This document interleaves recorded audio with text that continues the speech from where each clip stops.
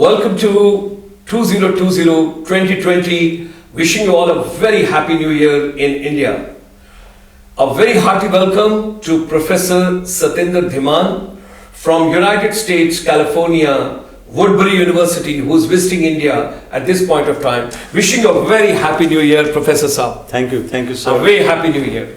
Such a pleasure to have you in India. I am pleased to be And here. we are so happy that every year when the new year starts, you always try and make it to India to see what's happening in education system, how to empower education system, and every year you leave some energy which we have to synergize later to empower India's education system. We are so grateful to you.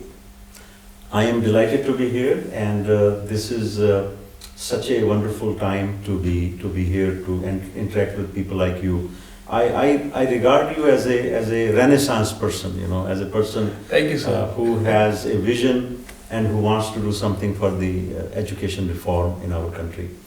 I believe that India is at this time at a cusp.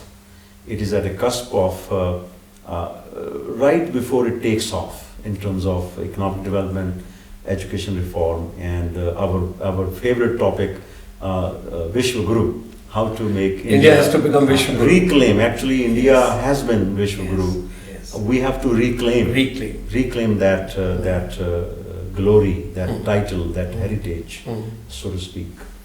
The world is changing, as we all know. It is undergoing some sea changes are taking place on the horizon.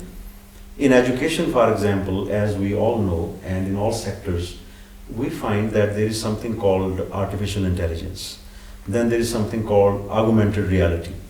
These two spheres, the explosion of technology in these two spheres, I think, is causing a lot of interesting developments in higher education.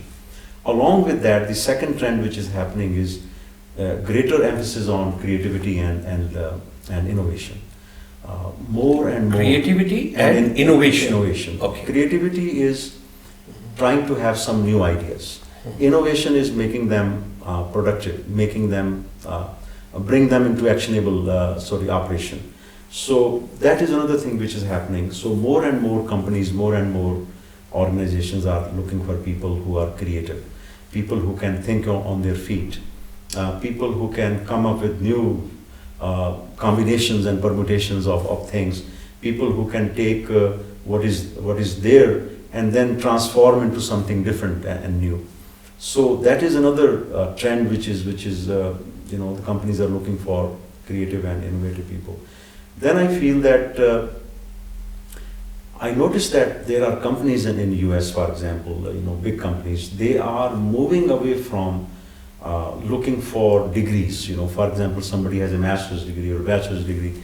There are many companies who are advertising that they no longer need so much formal education. They are looking for some sort of project-based knowledge, which I will call project-based competence or competencies, so on and so forth. So these are some of the trends, and as we discuss, I will be able to narrate more and more. In one word, there is less emphasis on formal education. What used to be, you have to send your child to education K through 12, then bachelor degree, then master degree, and then some people do PhD. I think there is a slight, the needle is moving slightly in the other direction. People are finding that with the internet, all knowledge is available instantly, and everywhere. So there is that. But I still feel that there is that requirement of wisdom, that there is a requirement of knowledge, which is very special, which computers have yet to master, that skill, the ability to synthesize information. Computers are very good with analysis; they can analyze, but they cannot, I think, match human brain in terms of its synthesis. The ability to draw disparate fields into some coherent whole. I think human mind is still needed. You mean to say the logical thinking? Logical thinking, computer can duplicate. That's what logical thinking. Critical thinking? They can also do some critical thinking. Analytical thinking? Yes, all of that, but much more than also. Much more than that also. I will call it holistic thinking. Okay. Something to do with looking at things in totality, right? So when we see the mega trends in higher education today world over, first you mentioned about artificial intelligence. And augmented reality. Then you mentioned about augmented reality. Then you talk about creativity and innovation. And then also not that much formal education like degrees and all that, but more competencies. You used the word research-based competencies. Right. Yeah. I will give you an example. World over, there is a less demand for MBA as a degree. So Okay. there is more demand for specialized master's programs, Okay. like master's program in human resource management, a master's program in project management, master's program in management, master program in information technology. Okay. There was a time when MBA degree was the number one master's degree in business. But is the duration same of both the programs? Yeah, it depends upon, some European schools have maybe 1 year to 1.5 year model. Some have 2 year. But I think that more and more universities are coming up with 1 year master's program in management. It will be more intensive, Yes, Okay. it will be more hands-on, hands-on. project-based, and less based on theory. Okay. But at the same time, there will be specializations Okay. like When you say project-based, would it be more in sync with the corporate sector yes. or with the community? Well, both. Actually, I'm glad you mentioned those two things. That is another trend. I'm glad that you brought it to my notice. The other trend is students, professionals are finding out that they are a part of a society and they want to work with. This is called civic engagement. Okay. They want to engage what you call community. Yeah. It can also be approached as civic engagement. Civic engagement. They Okay. want to not only learn leadership and management and strategy and finance, they also want to say what is going to be the impact of it on the society, right?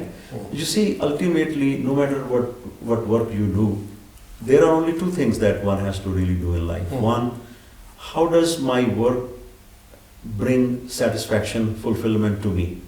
That's the first thing, That's the natural selfish desire we all have. There is something like that lurking in our mind. What is it going to do for me? We all seeking for one thing, and that is happiness, and that is fulfillment. I want satisfaction from what I do. I want to add value. The second thing everybody looks for is what is the relation of that work to the society, for the society. Okay. So, good for me, good for the society. Okay. I think there is a trend that I see many young people, when I teach in the MBA program, I see they have this feeling, what I term as sarfaroshi ki tamanna. They have this feeling, kuch kar guzarne ki ichha. They want to do something. Because you are seeing so many millionaires now, the younger generation. Millennials 25, and Y 26 years generation old, and they are X becoming Z generation, there are all kind of things. Yeah. Yes. Yeah. And okay, so these are the mega trends which are related to higher education. Some of them, yes. Okay. So we are in conversation with Professor Satinder Dhiman from the Woodbury University in California in USA. He is visiting India at this point of time, and we are very keen to know how to empower Indian education system and what are the mega trends world over, and particularly in those developed countries, USA, Canada, and a couple of other places. Thank you very much, sir. And we will continue in the next episode with our next topic. Absolutely my pleasure. Thank you. Thank you.